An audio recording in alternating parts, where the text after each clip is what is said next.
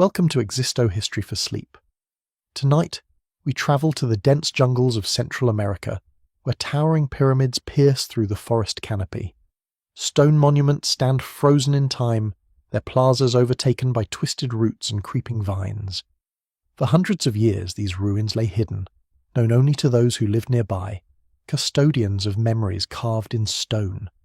This was the realm of the classic Maya, one of Earth's most remarkable ancient societies. They crafted the Americas' only fully developed writing system, designed calendars of stunning precision, and charted celestial movements with accuracy that wouldn't be matched for centuries. Their world was shaped by powerful rulers, elaborate ceremonies, and extraordinary artistic achievement. Then, mysteriously, their greatest cities fell silent. Not in a single catastrophic event, but through a gradual unravelling that saw populations dwindle and urban centres abandoned. What caused this transformation? Tonight we'll explore this enduring historical puzzle. We'll examine their era of prosperity, then investigate the evidence left behind, signs pointing toward relentless conflict, severe environmental strain, and devastating climate shifts. But first, if you enjoy this journey through history, please consider liking this video and subscribing to the channel. Your support means everything. I'm also curious, where are you listening from tonight, and what time is it where you are? Share in the comments below. Now, let the modern world fade away. We're heading deep into the jungle to uncover the mystery of these forgotten cities. For centuries, the Maya's stone metropolises slumbered beneath the rainforest's green canopy. To outsiders, they were little more than rumour. Spanish missionaries and local foresters occasionally spoke of strange idols and crumbling palaces hidden in the wilderness. But few believed these stories. 19th century scholars insisted no advanced indigenous civilization could have emerged in the Americas. If ruins existed at all, they reasoned, they must have been built by Egyptians, lost Israelite tribes, or some other distant culture. Two remarkable men would shatter this misconception. John Lloyd Stevens was an American lawyer and diplomat with an insatiable appetite for exploring forgotten places. Frederick Catherwood was a British architect and artist whose meticulous eye captured intricate details with precision. In 1839, drawn by whispers of lost cities, they ventured into the unmapped, politically unstable jungles of modern-day Honduras and Guatemala. Their expedition was brutal. They travelled by mule through suffocating humidity, plagued by insects and torrential downpours. Caught in a civil war, they negotiated passage with armed local commanders. But they persevered. Following a local guide, they eventually reached a site near Honduras's Copan River. Hacking through dense undergrowth, they emerged into a clearing. What they found would change everything. Rising from the jungle floor were magnificent carved monuments, steely covered top to bottom with portraits of regal figures and complex symbols unlike anything previously documented. Catherwood recognized immediately that this was work comparable to ancient Egypt or Greece. Stevens grasped the deeper significance. This was not the creation of foreigners. This was a uniquely American civilization, indigenous and forgotten. So convinced was he of its importance that he purchased the entire lost city for $50. While Stevens documented their journey, Catherwood worked tirelessly in the sweltering heat, his hands swollen from insect bites. Using a camera lucida, he projected images of the carvings onto paper, tracing their complexity with unprecedented accuracy. His drawings weren't romantic interpretations. They were precise architectural records, the first true visual documentation of the Maya world. Their journey continued, revealing wonder after wonder. They explored Palenque's elegant multi-tiered palace in Mexico, its delicate reliefs emerging from morning mist. They reached Tikal's massive ruins in Guatemala, where the America's tallest pyramids rose like artificial mountains through the forest canopy. When Stevens published his book, filled with Catherwood's breathtaking illustrations, it became an international sensation. It proved conclusively that a sophisticated civilization had flourished in the Americas long before Columbus arrived. The silent cities had been found. But profound questions remained.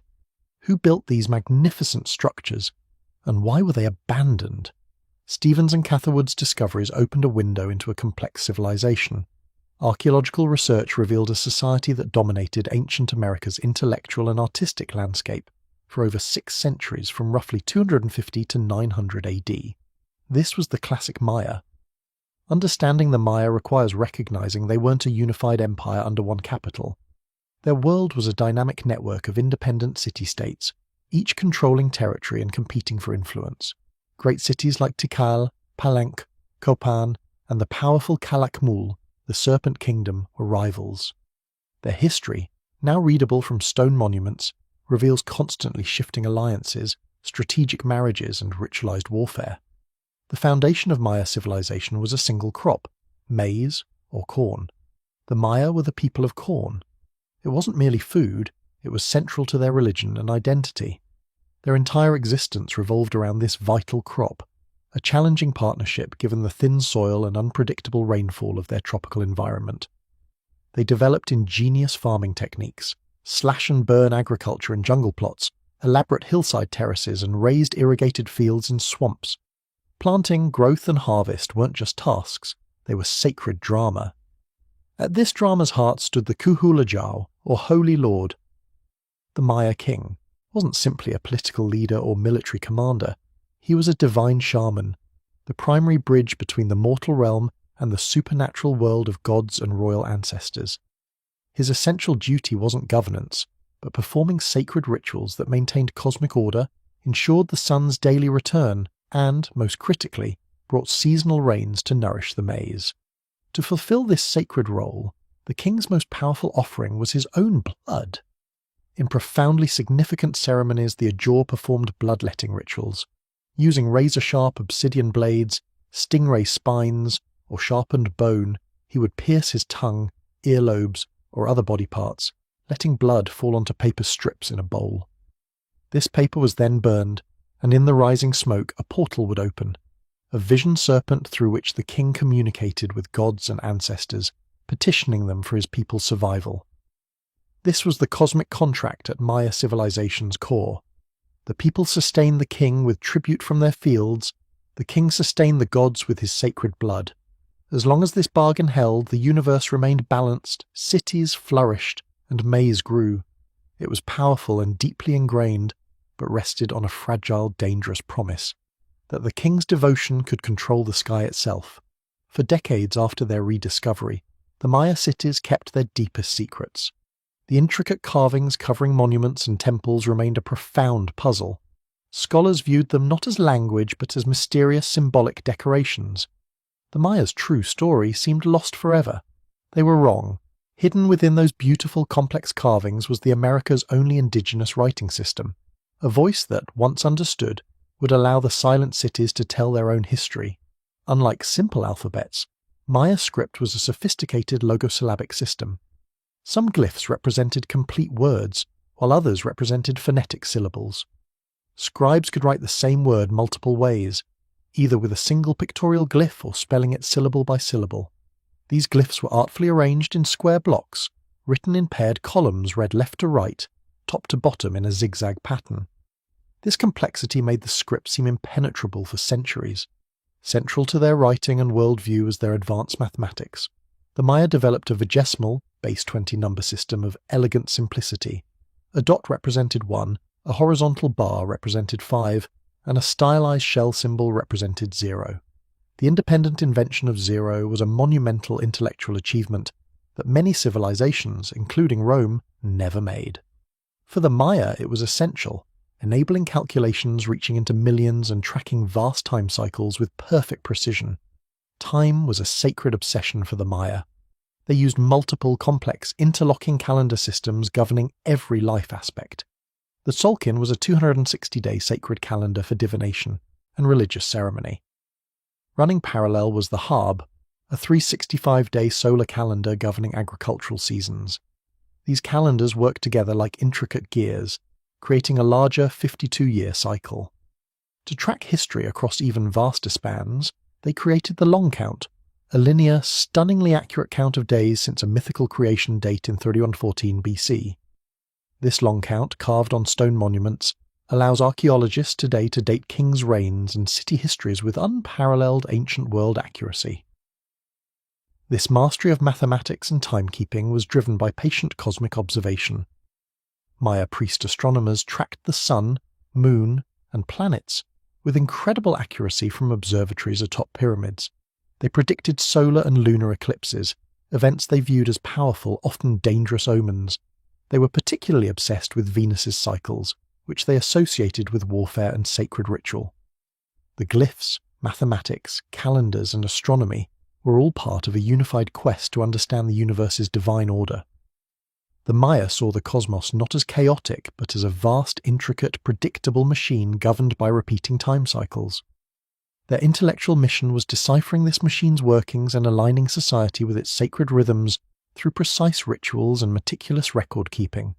To them, the universe was a text written in starlight, and they were its devoted, brilliant readers.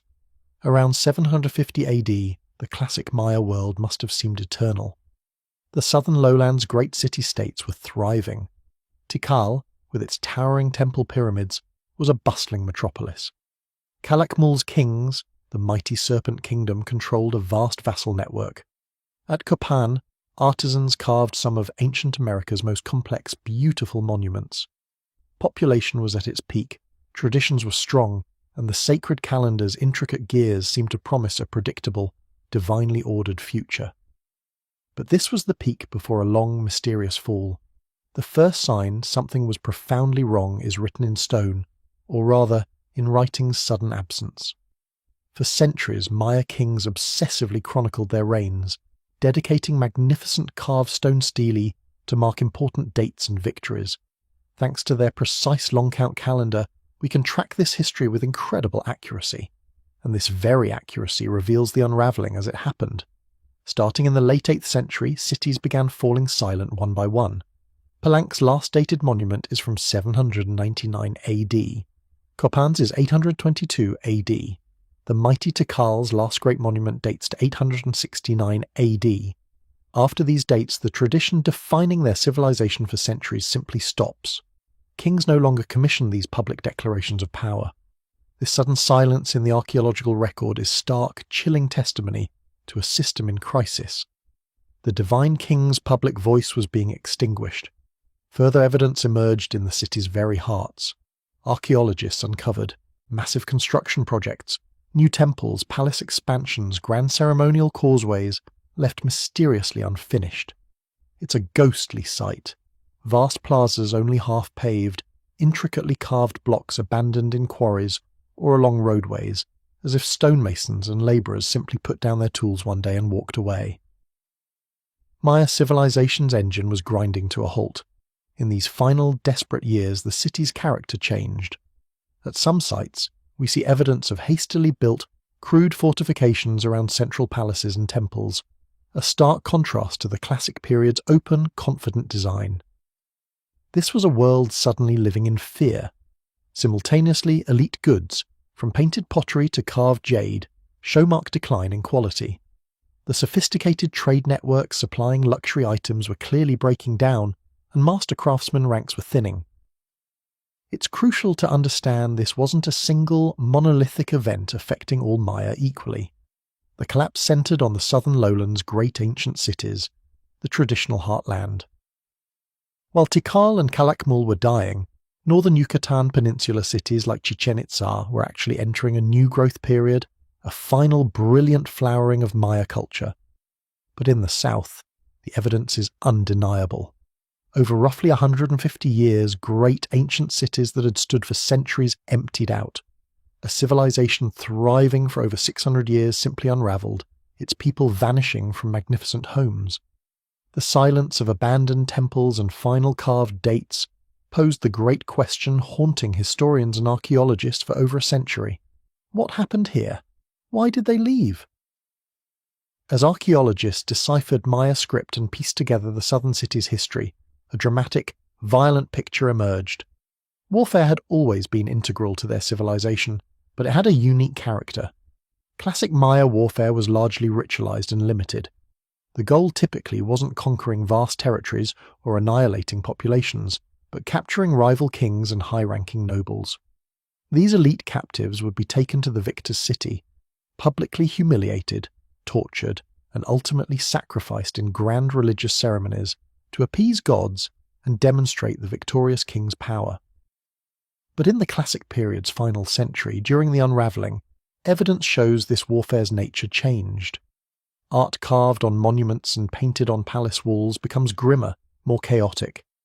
Earlier formal depictions of a single king capturing a rival are replaced by desperate scenes, massed armies clashing in jungle, warriors in fearsome jaguar pelts and feathered headdresses battling over wooden palisades, dozens of bound, miserable captives presented for judgment. Bonampac's magnificent, famously graphic murals depict a brutal battle, followed by a horrifying scene of captured nobles having fingernails ripped out before final sacrifice. This artistic shift is confirmed by ground discoveries. At once open, confident cities like Tikal, archaeologists discovered hastily constructed defensive walls and moats around central temples and palaces. These weren't grand-planned fortifications of military culture. They were desperate last-ditch efforts of a society suddenly living in fear. At some sites, excavators found mass graves with skeletons showing clear signs of violent death, evidence of large-scale conflict going far beyond capturing a few elites. The most detailed picture of escalating violence comes from Guatemala's Patex-Batún region. Here, Dos Pilas kings embarked on aggressive expansionist warfare against neighbours. For a time, they succeeded, creating a small empire, but their aggression backfired, triggering a death spiral of constant retaliatory conflict consuming the entire region. The final capital, Aguateca, was abandoned so rapidly that meals were left half-eaten in kitchens and valuable objects left on house floors. This leads to the first major collapse theory, that highly ritualized endemic warfare, a stable part of their political system for centuries, simply spun out of control. Escalating conflicts could have created a domino effect, with constant fighting making farming impossible, leading to food shortages. It would have disrupted vital trade routes bringing essential goods like salt and obsidian. And as kings lost battles and couldn't protect their people, population faith in divine kingship would have crumbled. Escalating warfare between Maya city-states provides a compelling, violent picture of the classic period's final years. But it doesn't answer the deeper question. Why did violence spiral out of control? Growing scientific evidence suggests the Maya weren't just fighting each other. They were fighting a losing battle against their own environment, brought on by their civilization's very success. This theory suggests the collapse was self-inflicted. The Maya heartland's tropical rainforest is deceptive. It seems eternally lush and fertile, but its soils are surprisingly thin and easily depleted. Supporting a large, dense population required brilliant agricultural engineering and careful management. For centuries, the Maya mastered this, using sophisticated terracing and raised field techniques to feed growing cities. But as population swelled to its 8th century peak, land pressure became immense. The first great demand was food. A single city like Tikal may have housed over 60,000 people, requiring vast surrounding forest areas cleared for maize, bean and squash cultivation. The second, perhaps more voracious demand was architecture. Magnificent Maya pyramids and palaces weren't bare stone. They were covered in thick, smooth coatings of brilliant white lime plaster or stucco, often painted. Creating this plaster required quarrying limestone and burning it at extremely high temperatures. The only available fuel was vast quantities of green wood. Archaeologists calculated this architectural tradition's staggering environmental cost. Producing lime plaster for just one Great Tikal pyramid would have required felling nearly 1,000 acres of pristine forest. As rival kings competed in an architectural arms race, each trying to outdo others by building ever grander temples to gods and monuments to their glory, deforestation would have accelerated dramatically. In centuries leading to collapse, the landscape around great cities was likely transformed from dense jungle into a patchwork of cornfields and barren, denuded hillsides.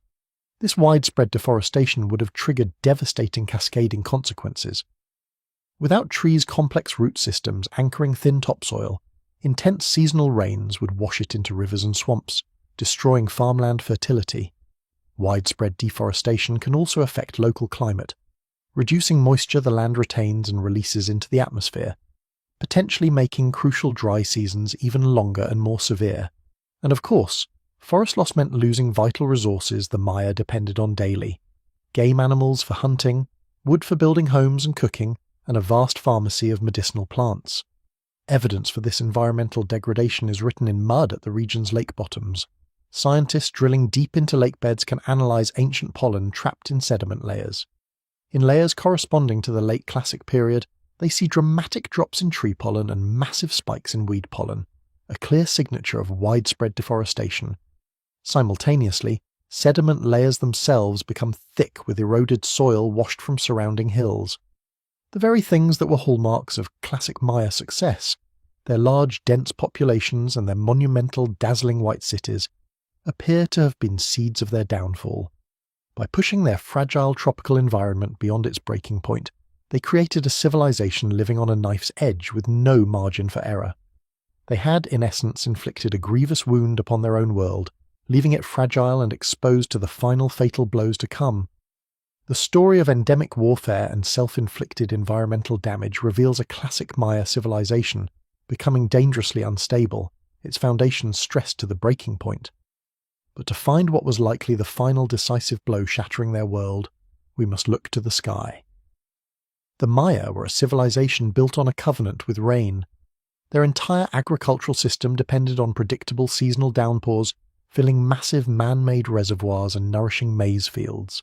For centuries this covenant held. But in the Classic period's final years, the sky fell silent.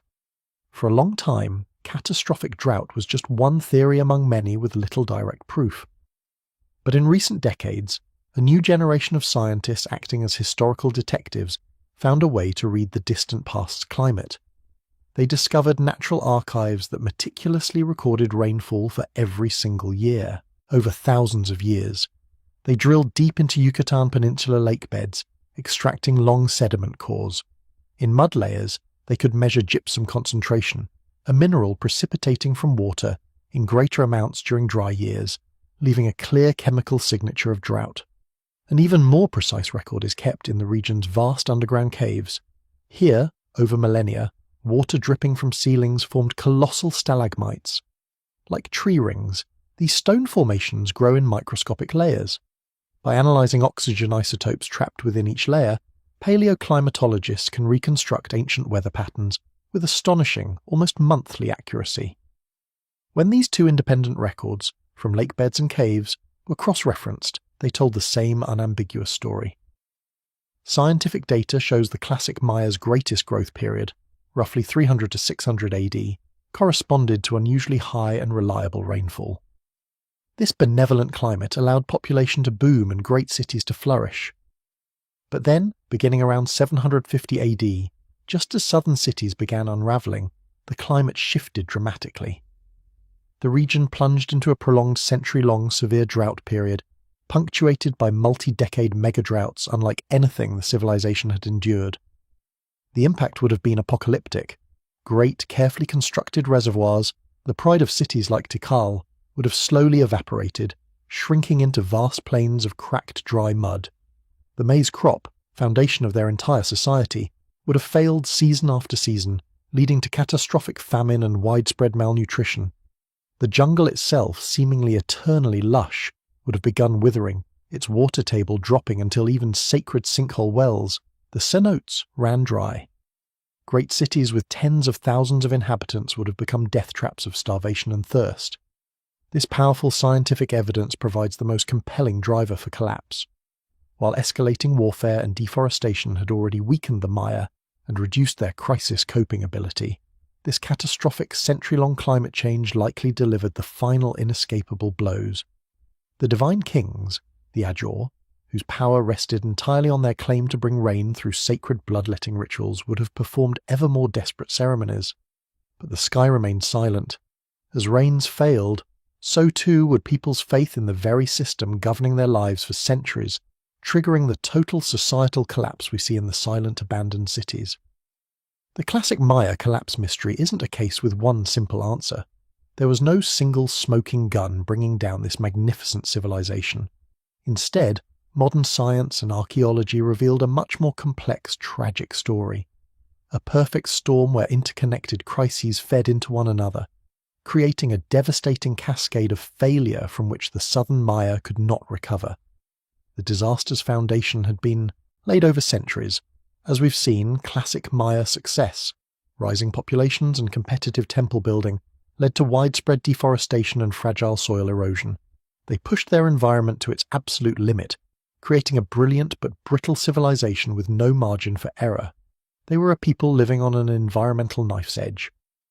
Into this vulnerable world came the trigger, the catastrophic, century-long severe drought period beginning around 750 AD. Seasonal rains the Maya had depended upon for 1,000 years became unreliable, then failed altogether. Great reservoirs dried up and maize crops, foundation of their entire society, withered in fields, leading to widespread devastating famine. Faced with a crisis their ancestors never imagined, the divine kings responded the only way they knew how. To gain resources and appease angry gods they believed were withholding rain, they went to war. But these were no longer traditional ritualized conflicts. This was desperate, total warfare, a brutal struggle between starving cities for control of last remaining fertile lands and reliable water sources. This response, however, only accelerated the catastrophe in a deadly feedback loop. Constant brutal warfare pulled farmers from fields, worsening famine. It shattered trade routes bringing essential goods and turned the countryside into a place of terror, forcing populations to flee homes and fields to huddle behind hastily built fortifications. The more desperate the situation became, the more they fought. The more they fought, the more desperate the situation became. This brings us to the final fatal stage, the twilight of the gods. The entire political and religious authority of Maya kings rested on one sacred promise, that through rituals and bloodletting they could maintain cosmic order and guarantee rains and harvest. As droughts dragged on year after agonizing year, and as endless wars brought only more death and misery, this sacred promise broke. The king's rituals had failed. The gods weren't listening. The people, starving and terrorized, lost faith not just in their king but in the entire system of divine kingship and the gods themselves. The social contract holding their world together for centuries simply dissolved. Faced with famine, endless war, and a failed political and religious system, common people made the only logical choice left to them. They voted with their feet. The classic Maya world's end in the southern lands wasn't a single fiery apocalypse. It was a slow, quiet, profoundly sad fading. Great cities weren't, for the most part, conquered and burned by foreign enemies. They simply emptied out. Over roughly a century and a half, the people who had sustained these magnificent urban centres for generations made a collective, desperate choice. They left. This was the Great Exodus. We can imagine the impossible decision faced by a single family. For generations, their ancestors lived in Tikal's great pyramids' shadow, farming their small land plot and paying maize tribute to the divine king. But now the rains had failed again. The city's reservoirs were dry, and maize stalks were withered and barren. The king's rituals and blood sacrifices produced nothing but more promises. Endless wars with rival cities brought only misery and fear. So they make a choice. One night they gather their few remaining possessions, turn their backs on stone temples defining their entire world, and melt into the jungle, seeking a new life where corn might still grow. This individual story, repeated hundreds of thousands of times, is what the archaeological record shows. Evidence suggests great ceremonial centres and kings' palaces were first to be abandoned. For a time in some cities, it appears commoners moved into empty plazas and grand residences, building crude cooking fires on fine plaster floors, squatters in their gods' and kings' crumbling houses. But eventually they too moved on, driven by the same relentless pressures of drought and famine. As the last humans departed, the jungle, held at bay for centuries, began its slow, patient work of reclamation. First, wind carried seeds into great empty plazas' cracks. Small plants took root, their tendrils breaking plaster surfaces. Then powerful roots of great ceiba and ramon trees began relentless work, undermining temple foundations, splitting stone staircases and toppling kings' carved monuments. Over centuries, a thick green blanket of vegetation grew over everything. Towering pyramids, once visible for miles, became indistinguishable from natural hills, their sharp stone lines softened and shrouded by earth and trees. Vast open plazas where thousands once gathered for ceremonies became quiet, shaded clearings on the jungle floor. The roar of crowds in bull courts was replaced by the howler monkey's guttural echoing call. Sounds of human life, chanting priests and chattering markets gave way to insect buzz and leaf rustle. The cities had fallen silent. For nearly 1,000 years, classic Maya civilization's great centers would remain in this state, hidden from the outside world. Their history, science, and art lay dormant under the jungle canopy. Memory of what they were survived only in oral traditions of scattered descendant communities who forged a new, simpler forest life. To the rest of the world, it was as if they had never existed at all, waiting silently for explorers who would, in a distant future, stumble upon these green mountains and rediscover the lost world sleeping beneath. The classic Maya collapse story in the south, with its silent cities and abandoned plazas, is a dramatic tale of decline. But it's not the end of the Maya people's story. The collapse wasn't an extinction, it was a transformation. As the southern rainforest's great urban centers emptied out, the Maya world's center of gravity shifted, giving rise to a final brilliant flowering of their culture in the north. In the Yucatan Peninsula's flatter, drier landscape, a new generation of cities not only survived but thrived, reaching their peak as their southern cousins were reclaimed by jungle. The greatest and most magnificent of these was Chichen Itza. Its art and architecture were distinctly Maya, yet infused with a new cosmopolitan spirit, showing strong central Mexican cultural influences. This was a city of warriors and merchants whose power was represented by the iconic feathered serpent god Kukulkan. They built ancient America's largest ball court, a grand temple pyramid known as El Castillo, and a vast temple of warriors flanked by hundreds of carved stone columns. These northern cities prospered because they adapted. Instead of relying solely on precarious rainfall needed for intensive maize farming, they built power on a robust maritime trade network. Using massive seafaring dugout canoes, they controlled goods flow, salt, honey, cotton, and obsidian, around the entire peninsular coast and into the wider Caribbean world. It was a more resilient, outward-looking economic system, allowing them to flourish for centuries after the southern collapse. But even after Chichen Itza and other northern cities saw their own power wane, and even after the brutal Spanish conquest centuries later, the Maya people themselves endured. This is their story's most crucial part. They survived by adapting, by retreating from great cities into smaller, more sustainable farming communities, and by fiercely guarding their culture's core, their languages, traditions, and deep connection to the land. Today, more than 7 million Maya people live in their ancestral homelands of Mexico, Guatemala, Belize, Honduras, and El Salvador. They are not relics of a lost civilization. They are a living, breathing people, direct descendants of the men and women who built the Great Pyramids. Many still speak one of 30 surviving Mayan languages. In Guatemala's highlands, women still weave textiles with intricate patterns carrying ancient symbolic meanings. In Yucatan villages, some communities still practice religious rituals blending Catholic faith with deep reverence for their ancient gods of forest and cornfield. Therefore, the classic Maya collapse wasn't a people's death, but the end of a specific political and social system based on divine kings and massive resource-hungry cities. The silent cities aren't tombs of a vanished race. They're abandoned capitals of a resilient people who survived by changing their way of life. The Maya story isn't just an archaeological mystery of a lost world. It's a living history, a powerful testament to a culture's ability to endure, adapt, and remember.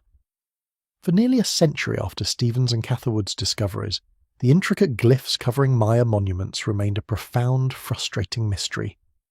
The prevailing theory, championed by brilliant, highly influential English archaeologist Sir J. Eric S. Thompson, was that the glyphs weren't true writing at all. He argued they were primarily ideographic mystical symbols recording time passage and obscure religious concepts. The idea they might spell words, tell stories, or record kings' and queens' histories was dismissed as romantic fantasy. For decades, Thompson's view was dogma, and the Maya remained a people without history, their magnificent ruins silent. The first crack in this silence wall came not from Central American jungles, but from a small state-owned apartment in post-war Leningrad. Young Russian linguist Yuri Norozov, working in isolation with only a few books and Maya text reproductions, made a revolutionary claim. He argued the glyphs weren't just pictures, they were a mixed system that was largely phonetic, representing spoken Mayan language sounds. His work, published in the 1950s, was brilliant but largely ignored, and even ridiculed by the Western academic establishment remaining loyal to Thompson's theories. The door to the Maya past remained shut. The person who would finally unlock it wasn't a linguist, but a brilliant architect and draftswoman named Tatiana Proskoryakov. Having fled the Russian Revolution as a child, she worked for years creating stunningly detailed, evocative Maya city reconstruction drawings. Her work required meticulously studying patterns on stone monuments. While analysing stelae from the Piedras Negras site, she noticed a recurring date pattern. For a single monument, dates spanned roughly 60 to 80 years, a human being's normal lifespan. In a flash of insight, she realised what she was seeing. These weren't mystical planetary movements, they were human histories. The glyphs associated with earliest dates, she reasoned, must mean birth. Those tied to later dates must mean accession to the throne. And the final date recorded the king's death. In a groundbreaking 1960 paper, Proskoryakov proved beyond doubt that Maya stelae were historical biographies, recording named kings' and queens' lives and deeds. Proskoryakov's discovery was the key that blew the door off its hinges. Her work completely overturned old dogma and validated the phonetic approach Morozov pioneered. With this new understanding that glyphs told actual histories, a new generation of scholars working collaboratively in following decades began making astonishing progress. The floodgates opened, Great Palank and Tikal rulers' names emerged from stone. City-states' complex political histories, their wars, alliances, royal marriages, could now be read. The Maya script decipherment was one of the 20th century's great intellectual achievements. It transformed our Maya view, moving them from the realm of mysterious, peaceful stargazers into real human history with all its political drama, ambition, and violence. The silent cities were finally able to tell their own stories in their own words. We began our journey with a profound mystery, the image of magnificent stone cities once teeming with life, lying silent and abandoned in the jungle's heart. We followed the classic Maya story from their brilliant golden age to the complex, agonizing story of their decline. We've investigated clues left in earth and carved into stones, a world of escalating warfare, a fragile environment pushed to its limits, and a sky that finally refused to give rain. We now have a compelling picture of how this great civilization unraveled. But the silent city's story continues to captivate us, not just because of their fall's mystery, but because of the powerful lessons their echoes teach us across centuries. The first and most sobering echo is a cautionary tale. The classic Maya collapse story is a powerful reminder of even the most advanced civilization's fragility. For centuries, their success was built on a brilliant but precarious system. Their population grew, and their kings reached for the heavens with ever grander pyramids, all supported by an agricultural system straining a difficult tropical environment's limits. Their deep belief that sacred rituals and divine kings could control the natural world was shattered by a force they couldn't command, a catastrophic long-term climate shift. Their story serves as a timeless warning about the delicate balance between a civilization's ambition and the environment sustaining it.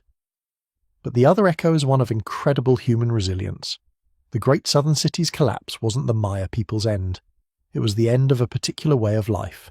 The exodus from urban centres was a traumatic but ultimately successful survival strategy. By abandoning the unsustainable model of divine kings and their resource-hungry cities, the Maya people were able to adapt and endure. They survived their own Golden Age's fall. They survived the turmoil of centuries that followed, and they survived the Spanish brutal conquest. Their culture didn't break. It bent, adapted, and continued. So we're left with a story of two legacies. There's the legacy of the silent cities themselves, with their magnificent pyramids and their secrets now revealed, a testament to the heights a civilization can reach and the speed with which it can fall. And there's the living legacy of the Maya people who still walk the same lands as their ancestors, who still speak the ancient scribes' languages, and who are a powerful reminder that a culture is always more than its grandest monuments. The silent cities of the jungle are more than just a historical puzzle. They are a mirror held up to our own time. They force us to consider the sustainability of our own world, our relationship with our climate, and the complex, often unforeseen consequences of the choices we make. The Maya believed that the universe moved in great repeating cycles of creation and destruction, birth and death, endings and new beginnings. Their story is perhaps the most powerful example history has to offer, that no civilization, no matter how brilliant or powerful, is guaranteed to last forever. Yet it also teaches us that cultures can endure beyond the fall of their cities, that people can adapt to survive even the most catastrophic changes, and that resilience is written not in stone but in the hearts and memories of those who carry their traditions forward. The jungle has reclaimed the great cities. The pyramids stand silent, their white plaster facades long since washed away by rain, their grand plazas carpeted in moss and fallen leaves. The divine kings are gone, their bloodletting rituals ceased, their promises broken by forces beyond their control. But the Maya people remain. They plant corn in the same fields their ancestors tended. They watch the same stars their priest astronomers once charted with such precision. They remember. And in that remembering, in that continuation of culture and identity across the centuries, there is a lesson more profound than any carved in stone. Civilizations rise and fall, cities are built and abandoned, empires crumble and fade. But people endure. They adapt. They survive. They carry forward what matters most. Their stories, their languages, their connection to the land and to each other. The mystery of the Maya collapse has been solved not by finding a single cause, but by understanding how multiple crises, environmental degradation, climate catastrophe and social breakdown, can interlock and amplify each other in a cascade of failure. It's a sobering reminder for our own age, but the story of the Maya people's survival and continuity offers hope that even in the face of civilizational collapse, human cultures can find ways to persist, to remember, and to continue. As we close this chapter of our journey, imagine one final scene. It is early morning in the jungle, mist rises from the forest floor, wrapping itself around the roots of ancient trees. A howler monkey calls from somewhere in the canopy above. Shafts of golden sunlight break through the leaves, illuminating a massive stone pyramid, its surface covered in a tapestry of green moss and delicate ferns. At its base, barely visible beneath centuries of soil and vegetation, are the faint traces of carved glyphs, names, dates, the proud declarations of kings who believed their legacy would last forever. But nearby, in a small village at the forest's edge, smoke rises from a cooking fire. A woman grinds corn on a stone matat, using techniques passed down through countless generations. Children play in the yard, speaking a Mayan language that has survived for thousands of years. An old man tends his milpa, his cornfield, planting the sacred crop just as his ancestors did, working in partnership with the land, with the rain, with the cycles of growth and harvest that connect him to a history stretching back before the great cities were even built. This is the true legacy of the Maya, not the silent stones but the living people, not the abandoned cities but the continued culture, not the fall of kings but the persistence of community.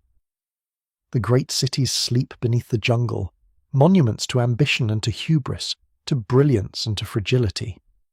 They whisper their warnings about sustainability and balance, about the limits of growth and the consequences of pushing an environment too far.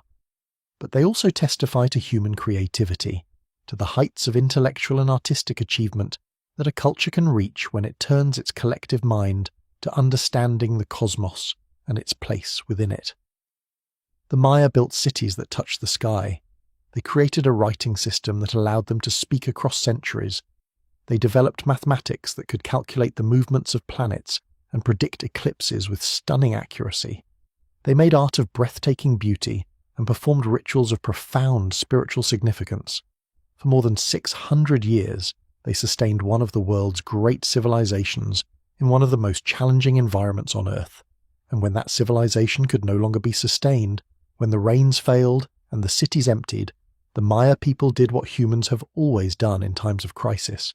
They adapted, they changed, they found new ways to live, new balances to strike with their environment.